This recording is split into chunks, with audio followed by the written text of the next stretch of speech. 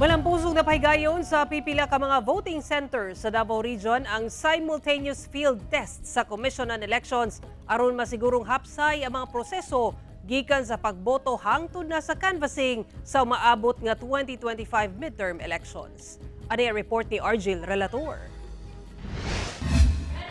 Sa labing-unang higayon, nakita o natestingan sa pipila ka mga magtutudlo sa Agdao Elementary School sa Davao City ang bagong automated counting machine niadtong Sabado.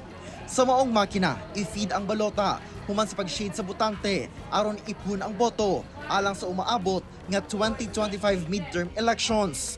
Kauban ang Technical Evaluation Committee gikan sa COMELEC Central Office, mga personahe sa COMELEC District Office ug mga magtutudlo nga mo'y mag-serve isip Electoral Board.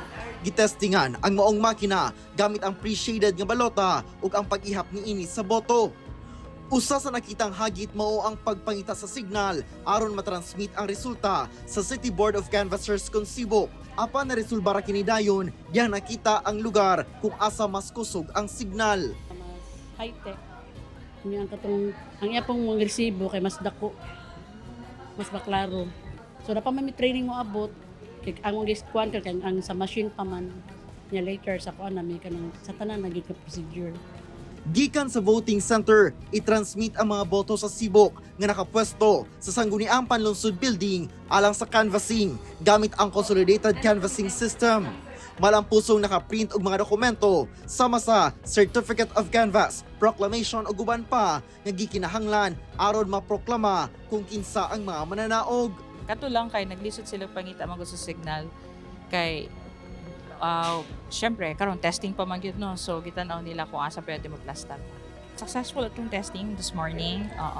So nahuman gyud ang proseso, the entire process nahuman. Gawa sa Agdao Elementary School, nagpahigayon sab og field testing sa usa ka voting center sa Turil District. Samang field testing sab ang pahigayon sa duha ka voting centers sa lungsod sa Malalag sa Davao del Sur. Kauban si Metro Awing sa kamera. Ako si Argil Relator. 1 Mindanao.